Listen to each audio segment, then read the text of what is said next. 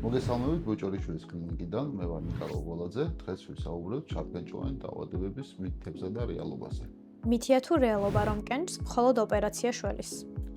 მითია, ოპერაციულ მკურნალობა ჩარგენჭოვანი დაავადებების დროს იშვიათად გამოიყენება. მითია თუ რეალობა რომ ლითოტრიფსია მხოლოდ ასაკოვან ადამიანებს სჭირდებათ? მითია, ლითოტრიფსია შეიძლება გამოყენებული იყოს ნებისმიერ ასაკში.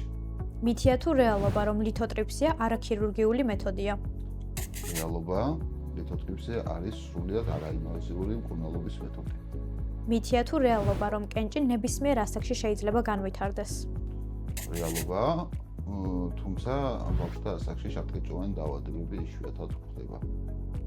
მითია თუ რეალობა რომ ლითოტრიფსია ძალიან მტკივნეულია? მითია, ლითოტრიფსია არის სრულიად უთქინეულო პროცედურა. თუ კენჭი არ მაწუხებს, არც მკურნალობა სჭირდება. მითია თუ რეალობა?